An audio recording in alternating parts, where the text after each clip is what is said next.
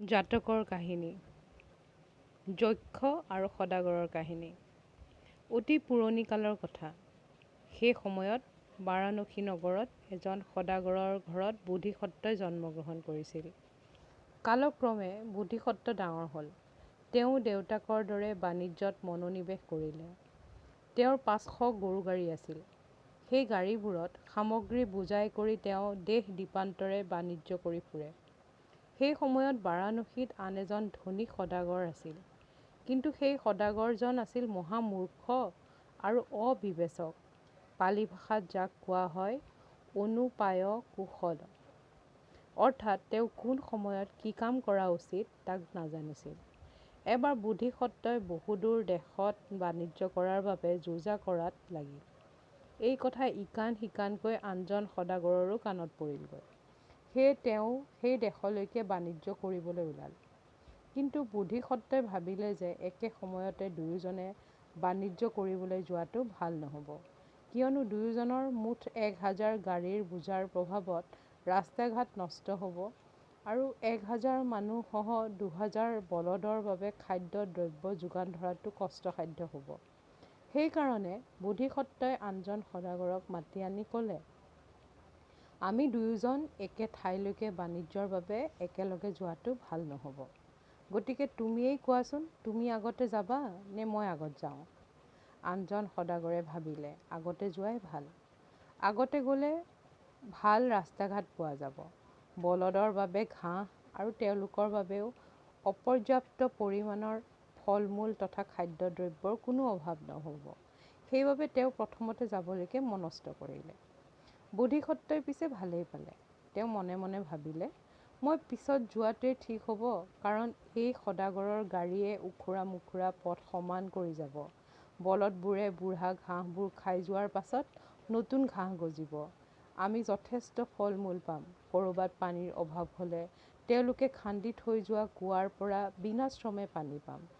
গতিকে আনজন সদাগৰে মালবস্তু বোজাই কৰি যাত্ৰা আৰম্ভ কৰিলে। কিছুদিন এইদৰে গৈ তেওঁলোক লোকালয়ৰ পৰা যথেষ্ট আঁতৰ হ'ল। তাৰ পাছতে তেওঁলোকৰ পঞ্চকাণ্ডাৰ ভিতৰুৱা পথেৰে যাত্ৰা আৰম্ভ হ'ল। পঞ্চকাণ্ডা কি জানানে?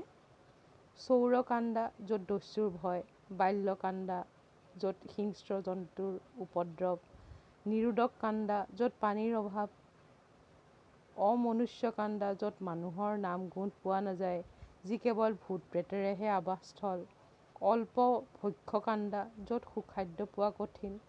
তেওঁলোকে ক্ৰমে চৌৰকাণ্ডা, ব্যালকাণ্ডা অতিক্ৰম কৰি অমনুষ্যকাণ্ডাত উপনীত হ'ল। এই কাণ্ডা অতিশয় দুৰ্গম। শতকোটি যোজন দূৰতো এটোপা পানী পোৱা সহজসাধ্য নহয়। সেয়ে এই কাণ্ডাত প্ৰৱেশ কৰাৰ আগতেই ডাঙৰ ডাঙৰ পানীৰ পাত্ৰবোৰত পানী ভৰাই গাড়ীত তুলি লোৱা হয়। সদাগৰেও তাকেই কৰিলে। সেই সময়তে আমনুষ্যকাণ্ডাৰ অধিপতি যক্ষৰাজে তেওঁ ভাবিলে, এই মূৰ্খ সদাগৰজনক যদি কওঁ, এই কাণ্ডাত পানীৰ অভাৱ নাই, মিছাতেই তুমি পানীৰ এই বোজাবোৰ কঢ়িয়াই মৰিছা, তেতিয়াহ'লে তেওঁ গাড়ীৰ পৰা সকলোখিনি পানী পেলাই দিব। তেতিয়া নিৰোধক কাণ্ডাইদি যাওঁতে মানুহ গৰু সকলোবোৰ পিয়াহত ক্লান্ত হৈ পৰিব। সেই সুযোগতে মই আনন্দমনে নৰমাংস ভক্ষণ কৰিব পাৰিম। সেয়ে যক্ষৰাজে নৰমাংস ভোজনৰ নিমিত্তে এজন সুন্দৰ যুৱকলৈ ৰূপান্তৰিত হৈ সেই স্থানতে ৰৈ থাকিল। তেওঁ যেন এজন ৰজাহে, যাৰ মূৰত আছিল নীলা আৰু বগা পদুমৰ মালা। কিন্তু তেওঁৰ মূৰৰ চুলিবোৰ আছিল পানীত ভিজা। এই মায়াবীৰ লগত আছিল আন 10-12 জনমান মায়াবী অনুচৰ বৰ্গ। তেওঁলোকৰো মূৰৰ চুলিবোৰ ভিজা আছিল। তেওঁলোকেও ৰাজ আভৰণ পৰিধান কৰিছিল আৰু মুখেৰে পদুমৰ চকা চোবাই আছিল। সদাগৰক দেখি মায়াবী যক্ষৰাজে সবিনয়ে ক'লে, মহাশয়, ক'ৰ পৰা আহিছে? সদাগৰে ক'লে, আমি বাৰাণসীৰ পৰা আহিছোঁ। পিছে আপোনাৰ হাতে মূৰে পদুমৰ মালা দেখোন। আপোনাৰ লগৰ কেইবাজনেও পদুমৰ চকা খাই আছে আৰু সকলোৰে মূৰ গা ভিজা, গাড়ীৰ চকাও বোকাৰে লুতুৰি পুতুৰি। বাটত খুব বৰষুণ হৈছে নেকি? আপোনালোক পদুম ফুল থকা সৰোবৰৰ কাষেদি আহিছে নেকি? মায়াবী যক্ষৰাজে উত্তৰ দিলে, মহাশয়, আপুনি নাজানে নেকি? সেই যে সেউজীয়া অৰণ্য দেখিছে, তাত অহৰ্নিশে বৰষুণ হয়। বাটৰ দুয়োকাষে থকা সৰোবৰত পানী আছে, ৰাস্তাও ভাল, তালৈ যাব পাৰে। এইদৰে কথা পাতি পাতি দুয়ো বহু সময় কটাই দিলে।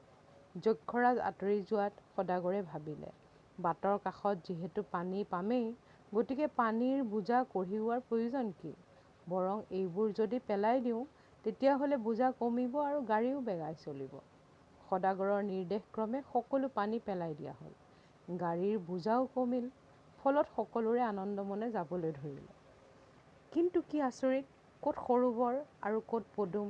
অনেক দূৰ গ'ল, কিন্তু ক'তো পানীৰ চিনচাব নেদেখিলে। সূৰ্য অস্ত গ'ল, ক্ৰমে সন্ধিয়া হৈ আহিল, আৰু আন্ধাৰত দিক বিদিক চিনিব নোৱাৰা হ'ল। যিমানে আন্ধাৰ হৈ আহিল, সিমানে তেওঁলোকৰ ভোক পিয়াহত প্ৰাণ যাওঁ যাওঁ হ'ল। সেয়ে সদাগৰে বিশ্ৰামৰ বাবে এজোপা গছৰ তলতে শিবিৰ পাতিলে। সকলোৱে ভোক আৰু পিয়াহত তত নাপাই অৱশেষত টোপনিত লালকাল হৈ পৰিল। ৰাতি দুপৰ হৈ আহিল। যক্ষৰাজে ৰাতি আহি ক্লান্ত মানুহ, গৰু সকলোকে বধ কৰি মহানন্দে সেই মাংস ভোজন কৰি গুচি গ'ল। কিন্তু তেওঁলোকৰ গাড়ী আৰু মালবস্তুবোৰ তাতে পৰি থাকিল।